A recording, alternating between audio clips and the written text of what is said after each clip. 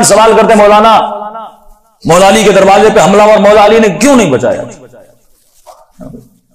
چلو اگر مولا علی تلوار اٹھاتے کیا ہوتا؟ ذرا سے پریکٹیکلی سوچو کیا ہوتا؟ امام حسین کے ساتھ کیا ہوا؟ شہید ہو گئے نا۔ مولا حسن نے جب دیکھا جب کوئی ساتھ نہیں دے رہا تو امام نے کیا کیا؟ صلح کی نا۔ کیوں؟ اگر مولا اس وقت لڑتے اور شہید ہو جاتے تو بقائے دین کا کیا ہوتا؟ امام نے تو ایک ایسا صلح کیا جس میں بنو امیہ کا حقیقی چہرہ لوگوں کو دکھایا۔ کوئی نہیں مانتا تھا کہ یہ ایسے ظالم ہے، امام نے ثابت کیا کہ یہ بندہ جھوٹا ہے کہ تم بنو ہاشم کو قید اور زندان میں نہیں ڈالو گے، جتنوں کو ڈالا ان کو آزاد کرو، تم بیت المال سے بنو ہاشم کے غریبوں کو دو گے، آج کے بعد ممبروں سے میرے بابا کو برا بھلا نہیں کہو گے، سنت رسول پہ عمل کرو گے، اپنے بعد کسی کو اپنا جانشین نہیں بناؤ گے۔ ایک پر بھی امیر شام نے عمل کیا نہیں کیا۔ امام نے ایسا کام کیا تاکہ تاریخ میں آنے والے لوگ پڑھیں کہ حسن کے مقابلے میں کوئی سچا نہیں تھا۔ جس بنیاد پر علی اور حسن لڑ رہے تھے وہ بنیادیں صحیح تھے، لیکن اس کے ذہن میں جو تصور بنایا گیا اس بچے کا قصور نہیں ہے، کیونکہ ہماری یہ بر صغیر کی جو سوسائٹی ہے نا، ہندو سوسائٹی تھی، انہوں نے جو اپنے بھگوان بنائے ہیں 6 ہاتھ اور پتہ نہیں کیا کیا ساری فیک چیزیں، اب ان کی مینٹلٹی ایسی، ان کو ایسا ہیرو پسند آتا ہے، وہ فیک مینٹلٹیز بناتے ہیں۔ اس بچے نے بچپن سے دیکھا کوئی ایسا ہیرو ایک مکہ مارتا ہے پتہ نہیں 10 لوگ، اب اس کا تصور مولا علی کے لیے ایسا ہی ہے کہ پتہ نہیں مولا تلوار اٹھاتے اور پورا مدینہ اور پورا مکہ جمع ہو جاتا تو مولا پتہ نہیں تلوار اٹھا کے ساروں کو مار دیتے۔ بھائی ایسا نہیں تھا، وہ بشری جسم رکھتے تھے، ہاں معجزہ کرتے تو ہو سکتا تھا، لیکن وہی امام حسین کربلا میں لڑے، مولا کو زخم بھی لگ رہا ہے، بدن سے خون بھی بہ رہا ہے۔ امام سجاد فرماتے ہیں اتنا خون بہ چکا بابا کو اٹھنے کی طاقت نہیں تھی، وہ بھی اگر جسمانی طور پہ لڑ رہے ہیں، ہاں بہادر تھے، علی جنگ میں سب سے بہترین جنگجو تھے، وہ توانائی وہ طاقت تھی، لیکن وہ میدان جنگ میں جب سپورٹ 1 by 1 جب مولا لڑتے تھے تو مولا سب کو شکست دیتے تھے، جیسے جنگ احد میں یا مختلف جنگوں میں ہوا۔ جتنی بھی جنگیں تھی مولا کی وہ 1 by 1 تھی، یا جب لشکر پہ حملہ کرتے تھے مولا، کیونکہ مولا سب سے زیادہ طاقت رکھتے تھے، لیکن اگر پورا مکہ مدینہ علی کے خلاف ہو جائے اور مولا تکو تناؤ، جب امام نے کہا تھا کون ہے جو علی کا ساتھ دے تو علی تلوار اٹھانے کے 4 لوگ مسجد میں مولا کے پاس گئے، 4 لوگ، ابو ذر ہیں، زبیر ہیں، سلمان ہے، غالباً مقداد ہے، 4 لوگ مولا کے پاس جاتے ہیں۔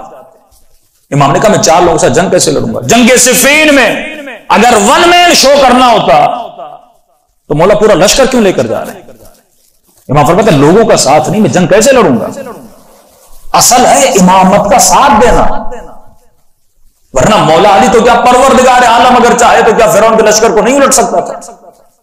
خدا چاہے تو آج سارے فرعونوں کو ختم نہیں کر سکتا۔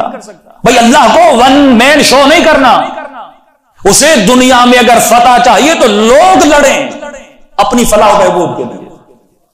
یا علی مثل کا مثل الکعبہ، تیری مثال کعبے کی طرح ہے، اگر لوگ تیرے پاس آئیں گے تو علی پھر اٹھتے ہیں، ورنہ لوگ نہیں آتے تو امام پر بھی واجب نہیں ہے۔ اب اس کا یہ تصور ہے مولا تلوار اٹھاتے، سیدھی بات تھی مولا شہید ہو جاتے۔ جن لوگوں نے سیدہ کو نہیں بخشا، جن لوگوں نے حسن کو نہیں بخشا، کربلا تیرے سامنے ہے۔ یہ لوگ جو اعتراض کرتے نا علی تلوار اٹھاتے، ان کو کربلا کا منظر دکھا، حسین نے تلوار اٹھائی تھی، کیا ہوا تھا حسین کے ساتھ؟ بچے مارے، بہنوں کو اسیر کیا، بیٹے کو مار دیا، بھائی کو مار دیا، 6 مہینے کے اصغر کو بھی لوگوں نے نہیں چھوڑا۔ تو سیدھی بات ہے جب آپ کسی حکومت کے خلاف اٹھتے ہو نا، لوگ سمپلائز کر کے سمجھیں، تعصب سے باہر نکلو۔ ایک سیاستدان بھی کسی ماشاءاللہ کے خلاف نکلتا اس کا حال کیا ہوتا تمہیں پتا ہے؟ جس کے پاس فوج ہو، جس کے پاس پاور ہو، جس کے پاس اقتدار ہو، کوئی بندہ اس کے سامنے کھڑا نہیں ہو سکتا۔ وہی سیاسی جنگ تھی، علی کیسے کھڑے ہوتے؟ کیونکہ فوج ان کے پاس تھی، لوگ ان کے پاس تھے، قبیلے ان کے پاس تھے، ناممکن تھا کھڑا ہونا۔ اس وقت بہترین کام یہ تھا کہ لوگوں کا اصلی چہرہ دکھایا جائے، اور وہ چہرہ دکھانے کے لیے بیسٹ آپشن تھا کہ جناب سیدہ دروازے پر جائے، تاکہ تاریخ میں آنے والوں کو پتا چلے انہوں نے نبی کی بیٹی کا بھی احترام نہیں کیا۔ اور یہ چیز کھل کے کربلا میں آتی ہے۔ اچھا کچھ ایسے میرے اہل سنت کے برادران کہتے ہیں کیسے ممکن ہے جناب سیدہ کے ساتھ ظلم ہوتے ہیں؟ ٹھیک ہے نہیں، لیکن یہ بتا کربلا میں اسی نبی کی نواسیاں تھی کہ نہیں؟ سیدہ زینب کون ہے؟ ہاں سیدہ سکینہ کون ہے؟ یہ کون ہے؟ یہ نبی کی نواسیاں ہیں. کیا ان کے ساتھ ظلم نہیں ہوا؟ کیا حسین کے ساتھ ظلم نہیں ہوا؟ تو یہ مت کہو نہیں ہو سکتا. کربلا کا واقعہ پاسبلٹیز کو ظاہر کر رہا دکھا رہا ہے.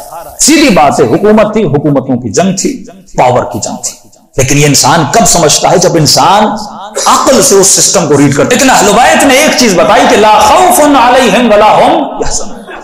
ان کے وجود میں نہ حزن تھا, ان کے وجود میں نہ خوف تھا. اگر خوف تھا تو پروردگار عالم کا, اگر غم تھا تو غم نہیں تھا, کیونکہ یہاں پر محدود چیزیں ہیں. غم وہ کرتا ہے جو دنیا سے دل لگاتا ہے. مولا علی نے تو کہہ دیا تھا, علی نے اس دنیا کو 3 طلاقیں دے دی. جس کا اللہ پر بھروسہ, کربلا میں اللہ نظر آتا ہے, بھروسے پروردگار عالم نظر آتا ہے. اب قرآن میں 3 لفظ ہیں کہ شیطان اپنا سسٹم کیسے بناتا ہے. پہلا لفظ ہے حمزات, دوسرا لفظ ہے نفخات, تیسرا لفظ ہے نفسات. سے 3 نقطے والی حمزات, نفخات, نفسات. یہ سسٹم کو 3 پلر دیتا ہے. اس کے ذریعے شیطان سسٹم کریٹ کرتا ہے, اور ہمیں براءت کرنی ہے اس سسٹم سے. جب تک تم شیطان شناس نہ بنو گے تب تک شیطان کا مقابلہ نہیں کر سکتے. اہل بیت نے کمپلیٹ سکھایا کہ اے جوان, اے بزرگ, اگر اس بچے کو اس معاشرے میں بڑا کرنا ہے تو تجھے شیطان کے حربوں کو سمجھنا ہے. اگر تو تولا اور تبرہ کا ماننے والا ہے, تجھے کمپلیٹ براءت کرنی ہے اس سسٹم سے جو سسٹم تیرے بچوں کو تباہ و برباد کر دے گا. حمزات یعنی شیطان پہلے جنگ کرتا ہے. یہ 3 حربیں ہیں شیطان کے, 3 ہتھیار ہیں اللہ کے سسٹم سے لڑنے کے لیے, کیونکہ اس نے قسم کھائی ہے لَأُغْوِيَنَّهُمْ فَبِعِزَّتِكَ لَأُغْوِيَنَّهُمْ أَجْمَعِينَ. اے خدا مجھے تیری عزت کی قسم ہے. شیطان کا نام تھا عزازیل, یعنی وہ بندہ جو اللہ کا عزیز تھا. کیونکہ اللہ کا عزیز تھا اس نے اس کی عزت کی قسم کھائی کہ مجھے تیری عزت کی قسم ہے, گمراہ کروں گا میں سب کو, بھٹکاؤں گا ان کو تیرے راستے سے, شرک جلی میں ان کو لاؤں گا. میں اگر یہ کہوں گا کہ میری عبادت کرو, یہ نہیں کریں گے, لیکن میں ان کے عمل کو اپنی عبادت میں شامل کروں گا. یہ کریں گے وہی جو میں چاہوں گا. تو فرمایا پہلی جنگ یہ کرتا ہے, یہ اللہ کے خلیفت اللہ کو, اللہ کے بھیجے ہوئوں کو, ولی اللہ کو یہ تحقیر کرتا ہے. یہ اس کی ایسا کام کرتا ہے کہ معاشرے میں وہ ذلیل بنے.